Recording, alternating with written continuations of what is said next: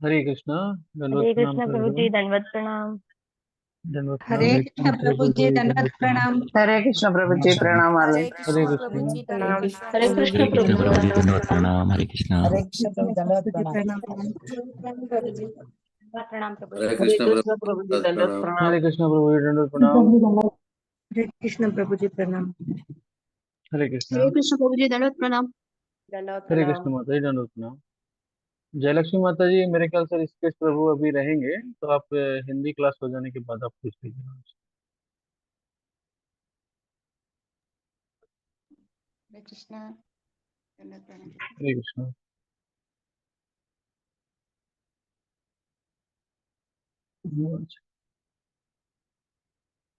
मुखम करोति वाचालम पंगुम लंघयते गिरिम यत्कृपा तमहं वन्दे श्रीगुरुदीनताय।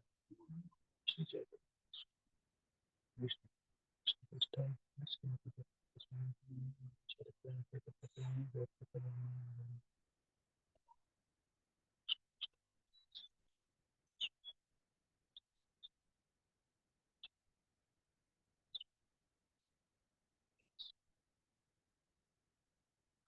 सभी गौर भक्त। हरे कृष्ण कृष्ण कृष्ण हरे हरे राम राम हरे। हरे कृष्णा। मेरी आवाज आ रही है आप लोग को? यस प्रभु जी।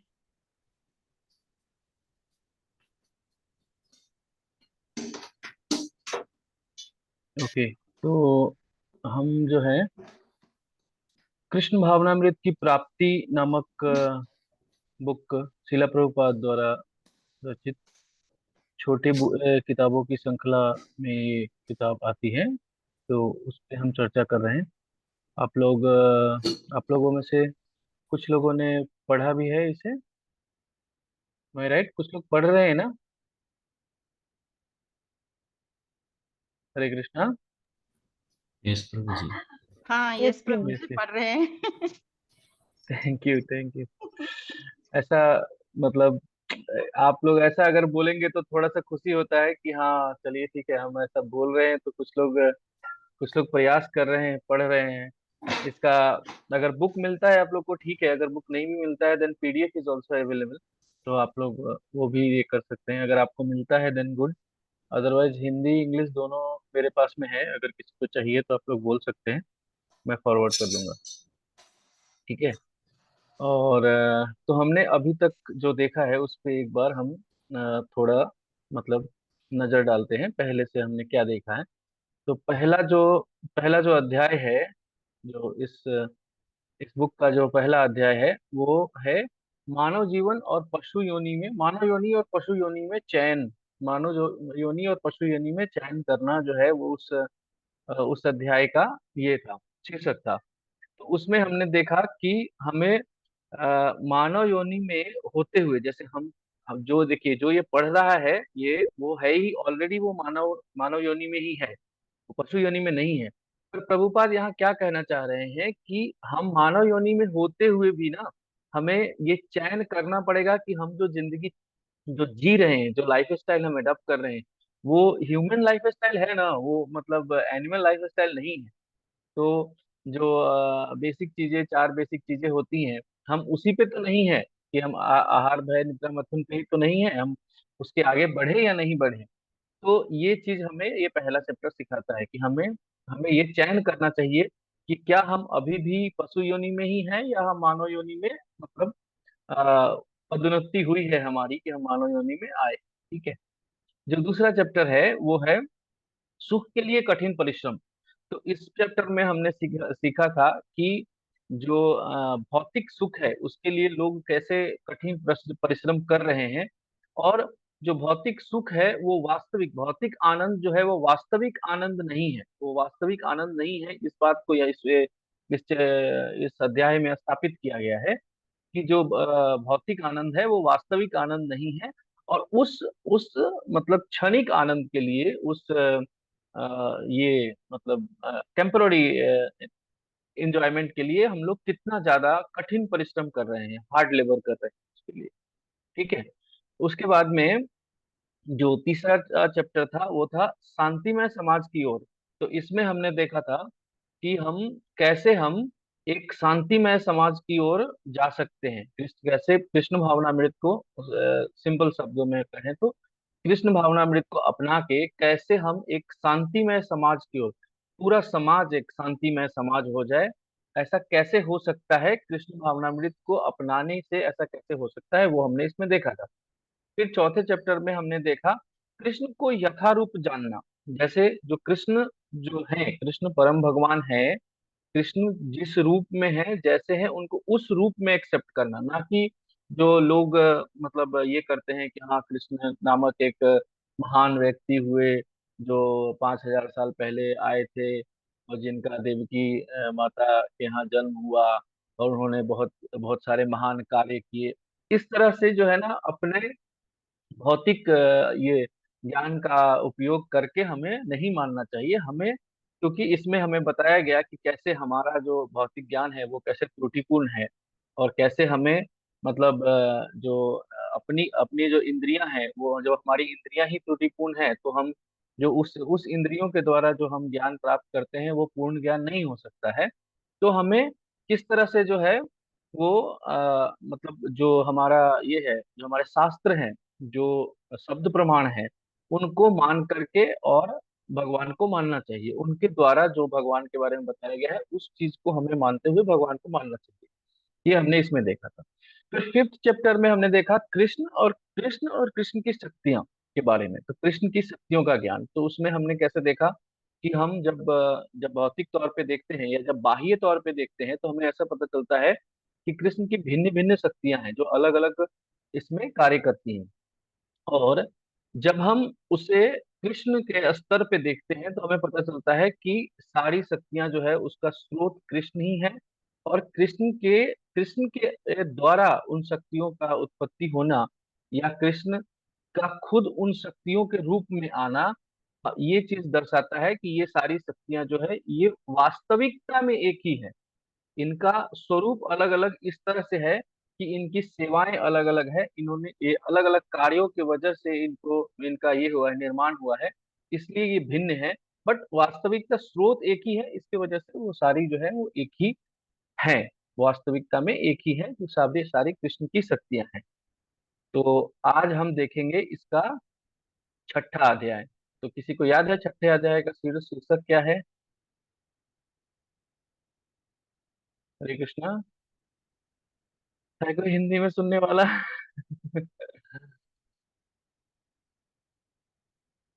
नहीं हिंदी याद है तो इंग्लिश में ही बता दीजिए। हाँ प्रभु जी बोले। क्या है चैप्टर का नाम, क्या है आज जो चैप्टर हम लोग देख रहे हैं, इस चैप्टर का नाम है, पता है आप लोग को क्या है, कौन सा चैप्टर? कृष्ण प्राप्ति दुख। कृष्ण प्राप्ति नहीं है माता जी, कृष्ण भावनामृत की प्राप्ति। हमें जो जिसे हम अभी अपनी भाषा में कृष्णा कॉन्शियसनेस कहते हैं ना, उसको हिंदी में कृष्ण भावनामृत कहते हैं। तो कृष्ण भावनामृत को अपनाना इस चैप्टर का नाम है, टू एक्सेप्ट कृष्णा कॉन्शियसनेस। आप कैसे एक्सेप्ट करेंगे कृष्णा कॉन्शियसनेस को, इस उस बारे में इसमें चर्चा होने वाली है चैप्टर में। ठीक है, तो शुरू करते हैं, हम बताते हैं आपको कैसे क्या इस चैप्टर में जो है क्या हम मुझे क्या समझ में आया वो चीज मैं आप लोग को बताने की कोशिश करूँ। तो इसमें जो है चैप्टर में सबसे पहले जो है हमें ये बताया गया है कि जो अभी तक हमने हमने इस किताब के माध्यम से जाना, उसमें ये पुष्टि होती है कि भगवान जो है मतलब कृष्ण ही परम भगवान है। इस बात की पुष्टि हमें अभी तक हो चुकी है कि कृष्ण ही परम भगवान है। और इसको जो है ये एक सिर्फ यहाँ पे पुष्टि नहीं हो रही है, ये जो हमारे जो आचार्य हैं, जैसे हम किसी भी चीज को प्रूव करने के लिए हम लोग शुरू से एक चीज ये देखते आए हैं कि हमें क्या प्रमाण मानना चाहिए। तो हमें मानना चाहिए क्या, क्या क्या प्रमाण हमें मानना चाहिए? साधु, शास्त्र शास्त्र, गुरु। गुरु। गुरु। गुरु साधु शास्त्र हमें मतलब हम क्या प्रमाण हमें मानना चाहिए। तो हमारे हमारे जो गुरु हैं वो तो इस चीज की व्याख्या कर ही रहे हैं, पर हमें शास्त्र भी इस चीज के बारे में बताते हैं जैसे भगवत गीता में खुद भगवान बताते हैं, या भगवत गीता के अलावा भी बहुत सारे शास्त्र हैं जो ये चीज प्रमाणित करते हैं कि कृष्ण ही परम भगवान है। और उसके बाद जो आचार्य, जहाँ तक आचार्यों की बात हो रही है, तो जैसे शंकराचार्य जी ने अपने गीता के इसमें लिखा है, गीता महात्म्य में लिखा है, उसमें उन्होंने बताया है कि नारायण ही परम भगवान है, और नारायण इस पृथ्वी मतलब इस ब्रह्मांड से परे हैं। फिर उन्होंने दूसरा जो चीज स्थापित किया है वो ये बताया है कि जो देवकी के पुत्र के रूप में जो कृष्ण कृष्ण जो है, जिन्होंने देवकी के पुत्र के रूप में जन्म लिया है, वो स्वयं नारायण है। तो यहाँ यह स्थापित होता है कि भगवान, ये चीज पहला चीज जो स्थापित होता है इसमें वो ये है कि भगवान कृष्ण ही परम भगवान है। ठीक है। उसके बाद में भगवान खुद भी इस चीज का जो है ना पुष्टि करते हैं। कहाँ? भगवत गीता में 7.7 में ये चीज का पुष्टि पुष्टि भगवान खुद करते हैं। तो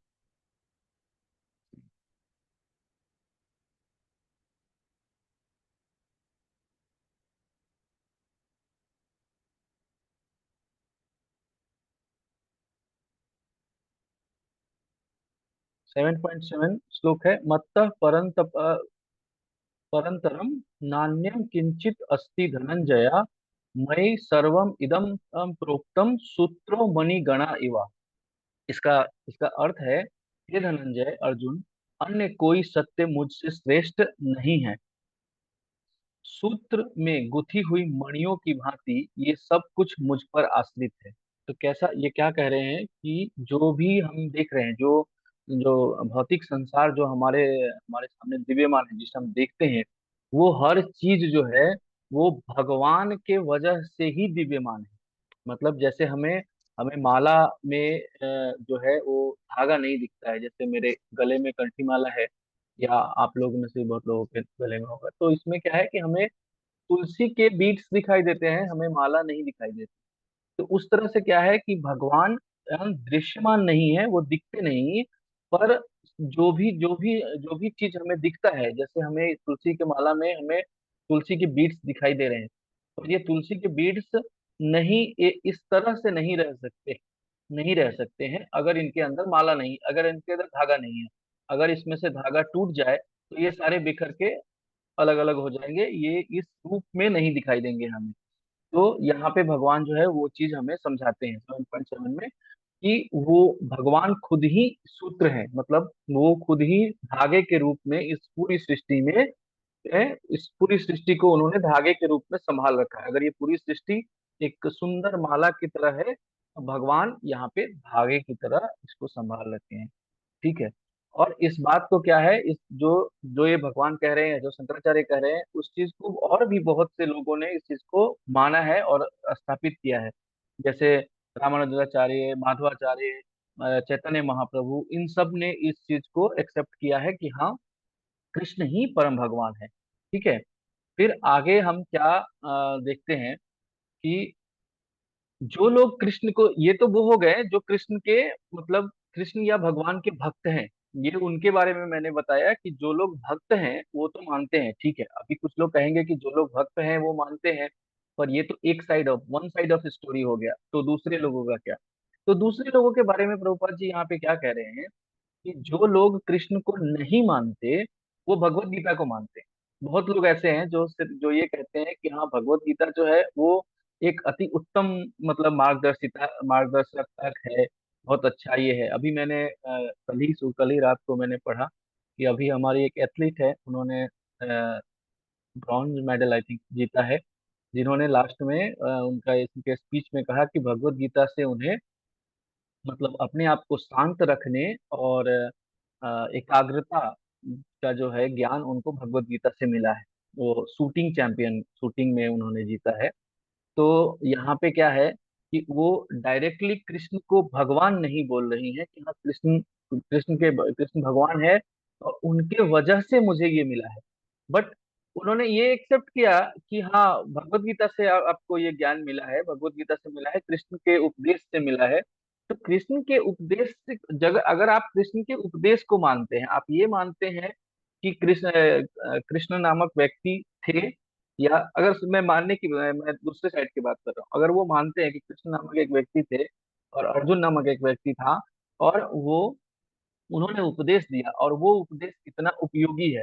तो जब आप इस चीज को एक्सेप्ट करते हैं तो अब अपने अपने आप जो है वो कृष्ण के अस्तित्व को भी एक्सेप्ट कर लेते हैं कि कृष्ण है, थे, हैं और रहेंगे। ठीक है, क्योंकि हम इस चीज को मान रहे हैं कि हम उनके अलावा भी लोग हैं जो उनको कृष्ण के अस्तित्व को अलग, जो हमने जिस जिस ढंग से हम पढ़ रहे हैं, तो जब जब ये एक्सेप्ट होता है कि कृष्ण है, तो आप जो बाकी बातें हैं वो भी स्थापित हो जाती है कि कृष्ण के साथ जो बाकी बातें जो शास्त्रों में लिखी गई हैं वो भी है। ठीक है, तो यहाँ पे जब हम ये चीज एक्सेप्ट कर लेते हैं कि कृष्ण जो है वो है और वो परम अधिष्ठा है, ऑनर ऑफ द ऑल, मतलब जगन्नाथ। ठीक है, तो वो अधिष्ठा है, तो हम जो है वो अधिशासित है। हम मतलब भगवान शासक है तो हम अधिशासित हैं। ठीक है, तो यहाँ पे आपको क्या होता है, अधीनस्थ का, जो भी अधीनस्थ होता है ना, मतलब जैसे आप जब किसी के अंडर में है, जो जब हम ये चीज एक्सेप्ट कर ले रहे हैं कि हाँ भगवान है, भगवान ये है सर्वोच्च है और हम उनके अंडर में हैं, हम उनके इसमें आते हैं, तो हमें अपना कर्तव्य उसके बाद पता होना चाहिए कि हमारा कर्तव्य क्या है। जब हम ये एक्सेप्ट कर लेते हैं कि हमारा कंडीशन क्या है, तो हमको ये चीज समझना चाहिए कि हमारा कर्तव्य क्या है। तो यहाँ पे ये बात होता है कि प्रभुपाद जी ये समझाते हैं इसमें, या हमने पहले भी ये चीज समझा है कि मानव का जो स्वभाव है, जो धर्म है, जो वास्तविक, इसमें धर्म के बारे में आगे बताया गया है, पर मैं दोनों मेरे को कनेक्ट हो रहा है तो मैं एक साथ ही बता रहा हूँ। तो कैसे है कि जैसे जब रूपा जी इसमें धर्म के बारे में बता रहे हैं इसमें कि धर्म क्या है, जैसे धर्म को बेसिकली इंग्लिश के शब्द रिलीजन के साथ में मतलब ट्रांसलेट कर दिया जाता है कि धर्म जो है वो रिलीजन है। तो रिलीजन रिलीजन का मतलब जो है ना वो है किसी एक विशेष चीज पे आपकी आस्था होना, आपका जो आस्था है, विश्वास है, उसको तो धर्म कहते हैं, मतलब रिलीजन कहते हैं।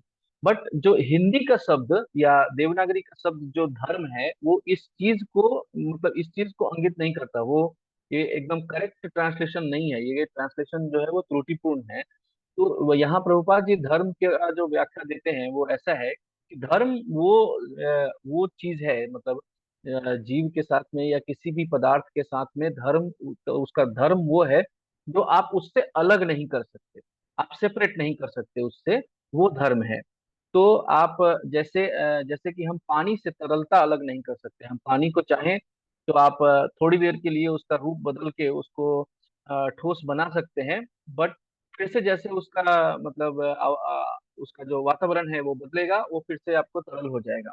जैसे हम अग्नि से उष्णता नहीं हटा सकते, अग्नि आप क्या, अग्नि किसी भी रूप में आप प्रज्वलित कीजिए, वो उसमें उष्णता और रोशनी जो है, प्रकाश और उष्णता उसके अंदर होनी ही होनी है। तो उस तरह से क्या है कि जिस जिस भी पदार्थ से या जिस जीव से उसका वो चीज जो हम कभी भी अलग नहीं कर सकते, वो उसका धर्म कहलाता है। तो इंसान के रूप में अगर हम देखेंगे, तो इंसान के रूप में हम क्या अलग नहीं कर सकते इंसान से, तो वो चीज आती है सेवा। जो इंसान का सेवा करने का प्रवृत्ति है वो हम इंसान से अलग नहीं कर सकते, क्योंकि आप जितने भी जिस स्तर पे भी जाके देख लीजिए, आपको इंसान किसी न किसी का सेवा करता हुआ, जीव किसी न किसी का सेवा करता हुआ मिलेगा। जैसे आप देखेंगे तो क्या है कि पिता पुत्र की सेवा कर रहा है, जो है माता पुत्र की सेवा कर रही है, बाद में वो पुत्र माता पिता का सेवा करना चाहिए, करता है नहीं है वो अलग बात है, पर करना चाहिए, करते भी हैं बहुत लोग। तो सेवा कर रहे हैं। जो एक नौकरी पेशा है वो अपने ऑर्गेनाइजेशन को सर्व कर रहा है, जो नेता है वो जनता को सर्व कर रहे हैं। ठीक है, जो बिजनेसमैन है वो अपने कस्टमर्स को सर्व कर रहे हैं। तो इस तरह से हर आदमी जो है वो सर्व कर रहा है। तो ये आपका जो मूल धर्म है कि जिसको आपसे अलग नहीं किया जा सकता, क्योंकि कोई भी इंसान जो इस धराधाम पे है, इस पृथ्वी पे है, वो उसको किसी न किसी की सेवा करनी पड़ेगी। उसको अगर जीवन यापन करना है तो किसी न किसी का सेवा करना पड़ेगा। यही एक चीज है जो ना ना तो आप मतलब चाहे वो किसी भी विश्वास को मानने वाला हो, किसी भी रिलीजन को मानने वाला हो, हिंदू हो, मुस्लिम हो, ईसाई हो, सिख हो, किसी भी पंथ को, किसी भी धर्म को मानता हो, उसके अंदर से आप इस चीज को अलग नहीं कर सकते कि वो जो है सेवा नहीं कर रहा है। ऐसा नहीं होगा, वो किसी न किसी का सेवा कर रहा है। तो इस तरह से क्या होता है, क्या चीज हमें स्थापित होती है कि सेवा करना ही हमारा मूल धर्म है, हमारा जो मूल ये है वो सेवा करना ही है। तो अभी सेवा करना, जैसे हमने ये चीज देखा कि हम किसी का भी सेवा कर रहे हैं, तो किसी का सेवा नहीं करके हम खुश, जब खुश रहने की बात होती है तो हमको ये चीज देखना पड़ेगा कि जो जो हमारे ऑनर है, जो ऑनर है, आप तभी खुश रह सकते हैं जब आप ऑनर को सर्व कर रहे हैं। आप किसी को भी सर्व करके खुश नहीं हो सकते, क्योंकि फिर आपको उसका मतलब आदान प्रदान उस तरह से नहीं होता है। तो हमें हमें किसकी सेवा करनी चाहिए? हरे कृष्णा। कृष्ण की। कृष्ण की सेवा करनी चाहिए। तो कृष्ण की सेवा करनी चाहिए। हम जब अब ये चीज समझ लेते हैं कि कृष्ण की सेवा, हमें कृष्ण की सेवा करनी चाहिए, तो कृष्ण की सेवा करके हम खुश कैसे हो सकते हैं, इस बात पे हम आएंगे कि हम कृष्ण की सेवा करके खुश कैसे हो सकते हैं। तो इसका जो यहाँ पे प्रभुपाद जी जो बता रहे हैं वो ये है कि कृष्ण की सेवा करके हम तब खुश हो सकते हैं जब कृष्ण उस सेवा से खुश होते हैं, जब कृष्ण उस सेवा से खुश होते हैं। तो इसलिए हमारे जो शिक्षा गुरु हैं, हमारे जो ये हैं, वो हमें क्या हमेशा बताते हैं, हमारे वर्धक कृष्ण प्रभु अक्सर ये बात बोलते हैं कि आपको ये चीज सोच के, मतलब जो भी कार्य कर रहे हैं वो करते समय आपको हमेशा ये बात ध्यान रखना चाहिए कि क्या कृष्ण इस कार्य से खुश होंगे। Is it make Krishna happy? जब भी आप कुछ भी कर रहे हैं तो ये बात दिमाग में अगर आप रख के करते हैं तो आपका बाकी सारा चीज जो है वो अपने आप ही हो जाता है। क्योंकि उसके बाद में आप ये नहीं करेंगे, क्या कहते हैं कि किसी को, जैसे हम जिसको वैष्णव सदाचार कहते हैं, तो आप कभी भी वैष्णव सदाचार का उल्लंघन करके कृष्ण को खुश रखने का नहीं सोच सकते। ठीक है, वो नहीं करेंगे। जो नियम है हमारे उसको तोड़ करके आप कृष्ण को खुश रखने का नहीं सोच सकते। अगर हर काम करने से पहले आप इस बात का ख्याल रखते हैं कि क्या ये काम कृष्ण को खुश कर सकता है, क्या ये कृष्ण को प्रसन्न करने का कार्य है, तो बाकी सारे नियम आपके अंदर अपने आप आ जाते हैं। ऐसा ऐसा हमारे वर्ल्ड कृष्ण प्रभु कहते हैं, और ऐसा है, ऐसा मैं मानता हूँ। ठीक है। तो हम अभी अगला सवाल क्या आता है कि जैसे हमको पता है अभी कि कृष्ण को हमें खुश करना है, हमें कृष्ण को खुश करने के लिए ही कार्य करना है, बट हमें पता कैसे चलेगा कि कृष्ण को हम खुश कर पा रहे हैं या नहीं पा रहे हैं? तो यहाँ पे प्रभुपाद जी क्या कह रहे हैं कि कृष्ण को खुश रखने के लिए हमें ये पता करना पड़ेगा कि क्या जो हमारे गुरु हैं वो हमसे खुश हैं। अगर वो हमसे खुश हैं तो कृष्ण भी हमसे खुश हैं। तो यहाँ दूसरा चीज क्या आता है हमें कि गुरु खुश हैं मुझसे, गुरु तो खुश होंगे तो पता चल जाएगा कि हाँ मतलब हम सही सही रास्ते पे हैं, हम सही दिशा में जा रहे हैं। बट उससे पहले हमें ये देखना पड़ेगा कि हमें एक एक प्रमाणिक गुरु तक पहुंचना है कि हम जिस गुरु से मतलब जिसे हम गुरु मान रहे हैं उसकी उसके बारे में हमें जानना चाहिए उससे पहले कि गुरु कौन है और उनका मतलब पहचान क्या है। तो जैसे कि हम लोग पहले भी बहुत सारे इस पे ये व्याख्यान सुन चुके हैं कि हमें प्रमाणिक गुरु जो है वो किस तरह से एक्सेप्ट करना चाहिए। तो इसमें जो है अपना भगवत गीता में भी इसके बारे में भगवान ने बताया है।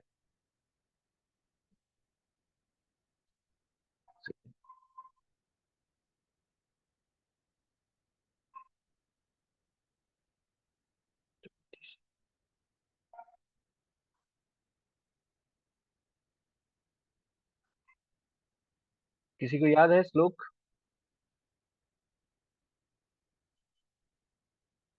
हरे कृष्णा।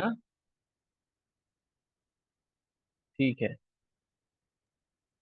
इममेव स्वते इमं योगम प्रभु जी। इमं विश्वते योगम स्वस्ति योगम प्रोक्तावाहं प्रोक्तवाहं प्रव्ययं नूनं विवस्वाने विप्रहामनुः परमेश्वरे के प्रवृत्तः।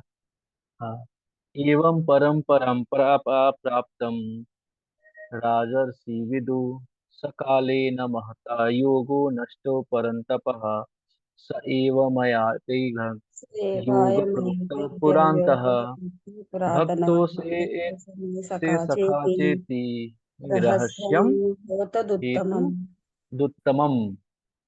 तो यहाँ भगवान क्या कह रहे हैं कि मैं इस अविनाशी योग का सूर्यदेव विवस्वान को उपदेश दिया था। विवस्वान ने इसकी शिक्षा मानव जाति के पिता मनु को दी तथा मनु ने इक्ष्वाकु को दी। हे परंतपः अर्जुन, इस प्रकार यह परम विज्ञान गुरु शिष्य परंपरा के द्वारा प्राप्त किया गया है और इसी विधि से राजर्षियों ने इसे जाना, परंतु काल क्रम में वह परंपरा खंडित हो गई, जिसे यह विज्ञान अपने यथार्थ रूप में लुप्त हो गया। वही प्राचीन योग आज मैं तुम्हें कहने जा रहा हूँ, क्योंकि तुम मेरे भक्त और सखा हो। ठीक है, भक्त होने के साथ साथ मेरे सखा हो। ये तो तुम इस विज्ञान को, दिव्य रहस्य को समझ सकते हो, इसलिए मैं तुम्हें बता रहा हूँ।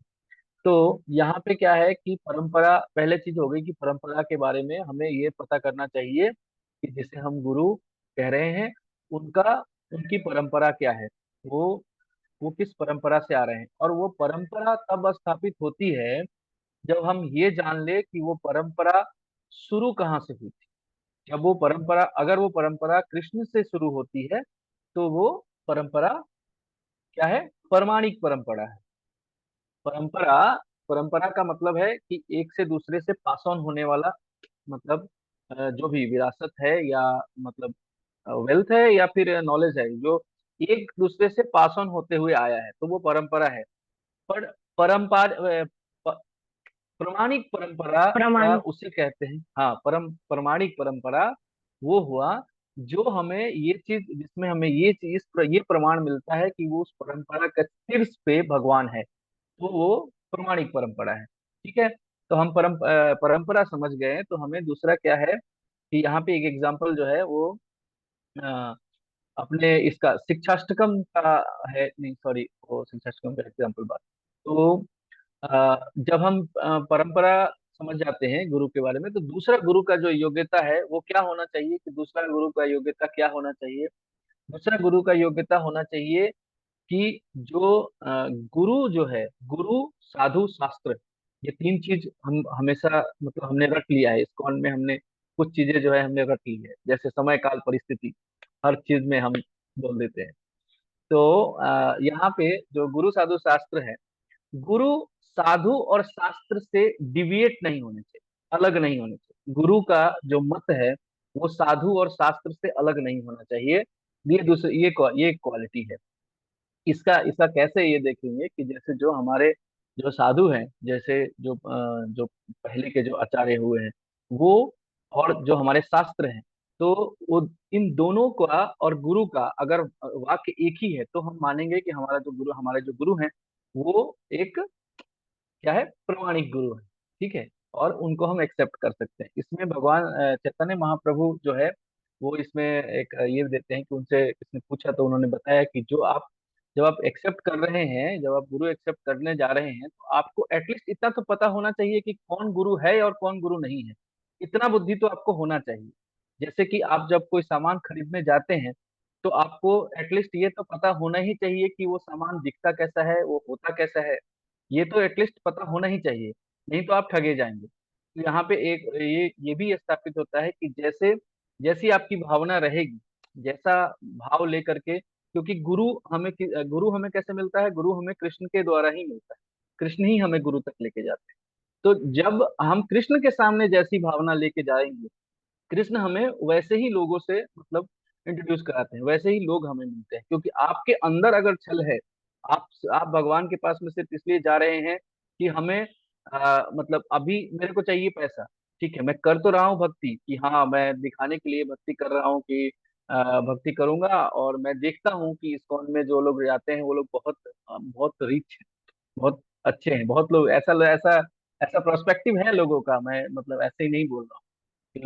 बहुत लोग ऐसे हैं जो ये सोचते हैं कि वहाँ पता है, वहाँ जो है ना बहुत बहुत हाई लेवल के लोग आते हैं, बहुत पैसे वाले लोग आते हैं। तो पता चला कि मैं भी उनके जैसा कुछ करूंगा तो मुझे कुछ ऐसा मिल जाएगा। तो कृष्ण को आप ऐसा सोच रहे हैं तो आपको क्या लग रहा है? आपको कृष्ण को ये बात पता नहीं है? कृष्ण को सब पता है कि आप क्या सोच रहे हैं और क्या क्या आपकी इच्छा है, किस तरह से इच्छा है। जैसे अमोघ लीला प्रभु कहते हैं कि बहुत सारे लोग जो है ना, बहुत सारे अलग अलग मोटिव से मंदिर में आते हैं। तो उस पे नहीं जाएंगे, बाकी बहुत सारे लोगों ने सुना होगा वो चीज कि कुछ लोग जो है वो मैट्रिमोनियल लेके आते हैं कि भाई वहां जाएंगे और मतलब देखेंगे कि जो क्या बोलते हैं कि किसी तरह का नशा नहीं करने वाले, मतलब अच्छे आचरण करने वाले प्रभु जी और माता जी आते हैं मंदिर में, तो हम जाएंगे वहां किसी को सेलेक्ट करेंगे, अपने लड़की को, लड़के लड़की को शादी करेंगे। तो जब आप ऐसा इच्छा लेके जाते हैं तो भगवान को पता है कि आप क्या इच्छा लेकर के आए हैं। भगवान भी आपको हेल्प करते हैं कि भाई ठीक है, आपको मिल गया, आप जाओ। मतलब भक्ति देना आसान नहीं है, भगवान इतनी जल्दी नहीं देंगे। तो ये चीज आपके अंदर क्लियर होना चाहिए कि आपको क्या लेने जा रहे हैं, आप लेने क्या जा रहे हैं। तो भगवान भी आपको उस चीज को प्राप्त करने के लिए मदद करे। तो ये हो गया, क्या हो गया, गुरु का, हमारा गुरु को हमें किस तरह से अप्रोच करना है, क्या हमारा क्या नजरिया होना चाहिए, ये हमने यहाँ पे समझा। तो गुरु का खोज करना, ठीक है, ये यहाँ तक हो गया। फिर यहाँ पे विश्वनाथ चक्रवर्ती ठाकुर द्वारा रचित जो ये है अपना मंगला इसे मंगला आरती में जिसको हम लोग गाते हैं, गुरु अष्टकम, उसका लास्ट लास्ट पैराग्राफ क्या है? यस्य यस्य प्रसादात् प्रसादो भगवत् भगवत भगवत्प्रसादो प्रसादो प्रसादो यस्य यस्य प्रसादात् नरति प्रसादा कुतोऽपि नरति भगवतो नायं कुतोऽपि। तु वंस्तस्य रामस्तु यशस्ति तस्य सन्ध्यम् वन्दे यशस्त्रिसन्ध्यम् गुरु मे गुरु श्रीचरणारविन्दम्। श्रीचरणविन्दम्। यस, तो इसका जो अर्थ है वो ये है, श्री गुरु की कृपा से भगवान कृष्ण की कृपा का आशीर्वाद प्राप्त होता है। श्री गुरु की कृपा से भगवान कृष्ण के कृपा का आशीर्वाद प्राप्त होता है। श्री गुरुदेव की कृपा के बिना कोई भी व्यक्ति प्रगति नहीं कर सकता। अतएव मुझे श्री गुरुदेव का स्मरण करना चाहिए दिन में कम से कम 3 बार। यस्य श्री संध्या। तो श्री गुरु के चरण कमलों में सादर नमस्कार करना चाहता हूँ। ऐसे श्री गुरु के चरण कमलों में सादर नमस्कार आपको करना चाहता हूँ। तो हमने क्या देखा कि हम अभी हमने गुरु ये कर लिया, गुरु एक्सेप्ट कर लिया, और हम उनके गुरु के लिए जब आप कार्य करते हैं, एक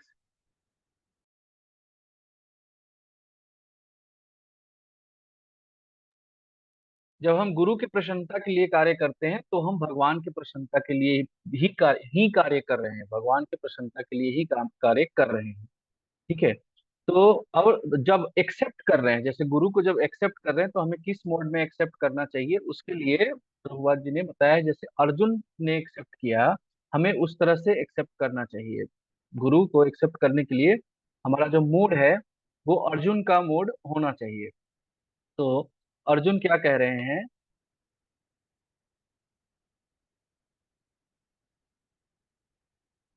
हे कृष्ण, मैं वो सब स्वीकार करता हूँ जो आपने मुझसे कहा है, क्योंकि आप पूर्ण पुरुषोत्तम भगवान है। नष्टो मोहो स्मृति लब्धा तत्व प्रसादा यत नशु स्थित स्थित गत संदेशे करिष्ये वचनम तव। जो आपने कहा वो मैं करूंगा। अर्जुन ने कहा, हे कृष्ण, हे अच्युत, आपकी कृपा से मेरा मोह संशय से मुक्त होकर दृढ़ता में स्थित हूँ। जब आपकी आज्ञा अब आपकी आज्ञा पालन करूंगा। ठीक है। तो ये हो गया कि हमें किस तरह से हमें अप्रोच करना चाहिए। हमें अर्जुन की तरह से एक्सेप्ट करना चाहिए। अर्जुन ने जैसे कृष्ण को अपना गुरु एक्सेप्ट किया वैसे एक्सेप्ट करना चाहिए, और हमें उनके मार्गदर्शन में कार्य करना चाहिए ताकि हम कृष्ण को खुश रख पाए। कृष्ण, अगर कृष्ण खुश होंगे तो आप भी खुश होंगे। आपको खुश होने के लिए ये जरूरी है कि हम कृष्ण, अपने आप को खुश करने के लिए ये जरूरी है कि हम खुद मतलब कृष्ण को खुश करें। तो यहाँ पे एक और चीज है कि जो जब जब हम ये करते हैं, इसके अलावा जो है इस पे जो भगवत गीता का जो श्लोक है, यत् करोसि, वो वाला श्लोक की अभी व्याख्या है। मैं समय थोड़ा कम है इसलिए ये कर रहा हूँ। तो उसका व्याख्या है कि जब अर्जुन ने एक्सेप्ट किया तो क्या एक्सेप्ट किया, भगवान ने बोला कि आप जो भी कर रहे हो, जो भी तप कर रहे हो, जो भी ग्रहण कर रहे हो, उसे मुझे अर्पित करो। ठीक है। तो जब हम इस चीज को एक्सेप्ट कर लेते हैं तो हम भक्ति को एक्सेप्ट कर लेते हैं। तो जैसे आप भक्ति को एक्सेप्ट करते हैं तो प्रभुपाद जी यहाँ क्या बता रहे हैं कि भक्ति में सर्वश्रेष्ठ कौन है। भक्ति में हम लोग जो अभी तक पढ़ रहे हैं उसमें हमारे हिसाब से भक्ति में सर्वश्रेष्ठ कौन है? सर्वश्रेष्ठ भक्त, कृष्ण भक्त। प्रभुपाद है।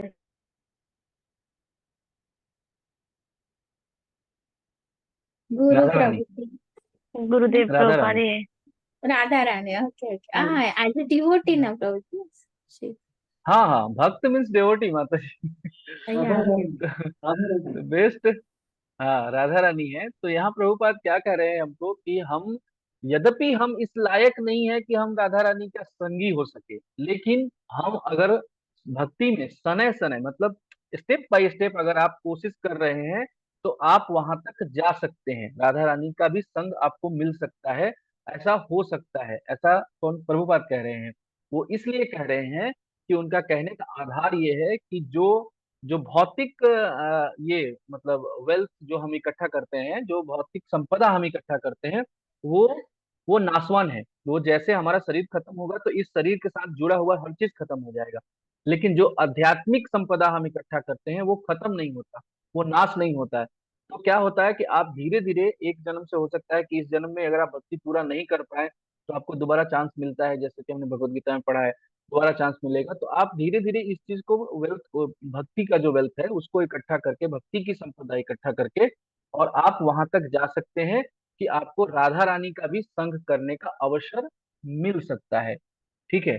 तो यहाँ एक लास्ट चीज मैं ये करके ये करता हूँ। जैसे यहाँ पे क्या बता रहे हैं प्रभुपाद जी कि कृष्ण भावनामृत जो शब्द है, जब जैसे ही जब जब आप ये कर रहे हैं, मतलब जो जो जो प्रोसेस मैंने अभी बताया, ये प्रोसेस कर रहे हैं, तो मीन्स इसका मतलब है कि आप कृष्ण भावनामृत में स्थापित हैं। आप ऑलरेडी कृष्ण भावनामृत में स्थापित है। तो जब आप कृष्ण भावनामृत में स्थापित है, जब हम ये आपको बता रहे हैं कि कृष्ण भावनामृत का आपको कैसे ग्रहण करना है, तो आपने ग्रहण कर लिया, तो यहाँ एक सवाल ये भी उठता है कि कृष्ण भावनामृत, क्या कृष्ण भावनामृत जो शब्द है वो किसी ने गढ़ दिया है, किसी ने, किसी की कल्पना है, किसी ने उसको ये कर दिया है कि हाँ कृष्ण भावनामृत जो है वो मतलब क्या प्रभुपाद जी ने इसका ये कर दिया है, आविष्कार कर दिया है कि हाँ प्रभुपाद जी ने ऐसा बना दिया है? तो प्रभुपाद जी यहाँ पे ये चीज कह रहे हैं कि कृष्ण भावनामृत जो शब्द है वो अभी नहीं है, मतलब अभी का, जैसे अभी हाल फिलहाल में ऐसे क्रिएट कर दिया गया हो, ऐसा नहीं है। तो इस चीज को प्रूव करने के लिए क्या बताया जा रहा है? मन्मनाम भवमद्भक्तो मद्याजी मां नमस्ते। मध्याजीवी माम नमस्करा। मामे पढ़िए माता वैश्यसि जी। सत्यं ते प्रतिजाने प्रियोऽसि मे। मन्मनाम मन मना मन भवमद्भक्तो मद भक्तो मद्याजी मां नमस्ते। मध्याजीवी माम मामे नमस्करो। वैश्यसि मामेव युक्तेत्वात्मानं तेष्मात्मा मत्परायणः। मत्परायणः। तो यहाँ ये कह रहे हैं, हे अर्जुन, सदैव मेरा चिंतन करो, मेरे भक्त बनो, मेरी पूजा करो और मुझे ही नमस्कार करो। परिणाम ये होगा कि निसंदेह तुम मेरे पास आओगे। ये मेरा तुमसे सत्य प्रतिज्ञा, मैं तुमसे सत्य प्रतिज्ञा करता हूँ, क्योंकि तुम मेरे अतिशय प्रिय सखा हो। मन से नित्य निरंतर अनन्य भाव से मेरा चिंतन करो, अपनी देह को मेरी सेवा में लगाओ, मेरे शरण ग्रहण करो। इस प्रकार पूर्ण रूप से मुझ में तन्मय हुए तुम मुझको ही प्राप्त करोगे। तो यहाँ पे जो शब्द है, मन मना भव मद भक्तो, ठीक है, वाक्य का अर्थ है सदा मेरे मेरे में तन्मय रहो, सदा मेरे में तन्मय रहो। बस यही कृष्ण भावनामृत है। सदा मेरे में तन्मय रहो, ऑलवेज थिंक अबाउट मी, सिर्फ मेरे बारे में सोचिए। ये तो भगवान बहुत पहले कह के गए हैं, तो ये नया शब्द नहीं है। ठीक है। इसको, ये शब्द नया नहीं है, ये चीज बताने के लिए प्रभुपाद जी ने यहाँ पे बताया। दूसरा, लेट मी कंक्लूड।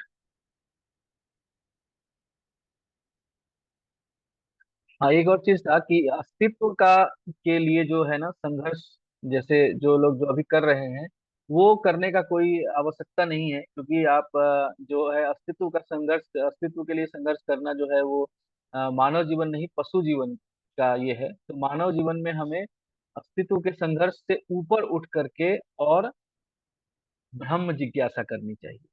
ठीक है। और धर्म शब्द मैंने आप लोगों को बता दिया है। ठीक है। हाँ, फिर यहाँ पे कंक्लूजन ये है कि भगवान, जब हमने भगवान को मान लिया, भगवान के इसको मतलब भक्ति कैसे करनी है उसको एक्सेप्ट कर लिया, तो इस अभी जो हम कर रहे हैं ना, अभी जो हम कर रहे हैं नाम संकीर्तन, इसके इसके बारे में अगर हम बात करेंगे तो इसके बारे में ये है कि जैसे भगवान का अलग अलग अवतार है, अलग अलग अवतार होता है अलग अलग समय पे, उस तरह से इस काल में, इस कलयुग में भगवान का जो है वो नाम रूपी अवतार है, जो हम लोग सब ये करते हैं। हरे कृष्णा कृष्णा कृष्णा हरे हरे, हरे राम राम राम राम राम हरे हरे। हरे हरे।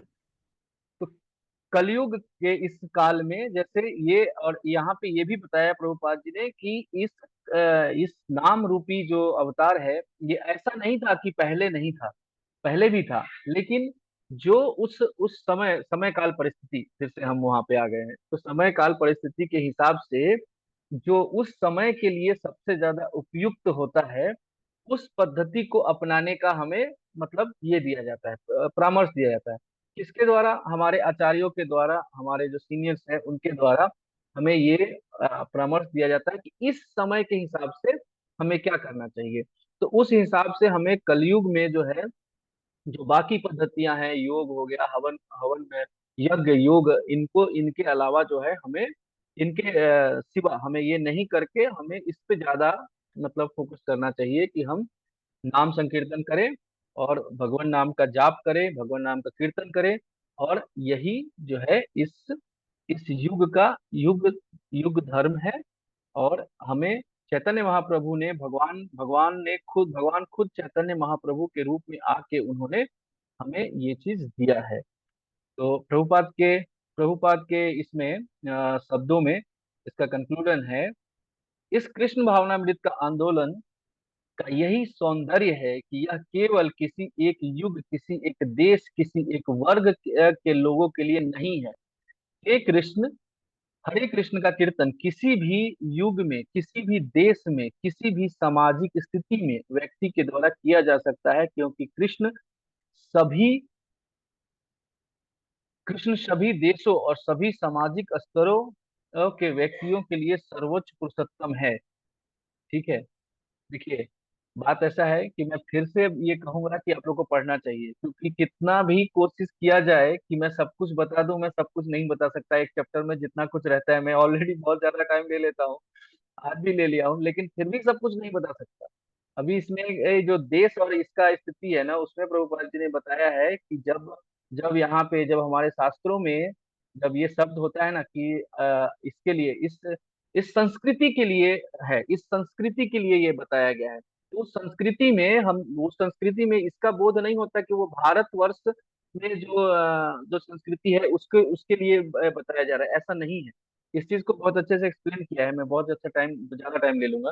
तो आप लोग जो है वो पढ़िए, और उसमें आपको पता चलेगा कि जब जब हम इसको भारत का जब बात करते हैं, भारत तो वो क्या है, वो कितना बड़ा है, वो आपको समझ में आएगा। तो thank you for listening me. और अगर मेरे से कुछ गलती हो गया हो, जो कि हुआ होगा मे बी, तो मुझे कृपया मुझे क्षमा करिएगा। और अगर कुछ आप लोग को समझ में आया हो, then all credit goes to Guru and Gaurang. और बस that's all for today. Hare Krishna Krishna Krishna Hare Hare, Hare Ram Ram Ram Hare Hare. वांछा कल्पतरुभ्यश्च कृपा सिंधु एव च पतितानां पावनेभ्यो वैष्णवेभ्यो। हरे यस, बोल, Hare हरे Krishna बोल। Prabhuji. ऋषिकेश Thank you प्रभु, so much. Hare Krishna. Thank you so much, Prabhuji. प्रभु जी, हरि हरि बोल।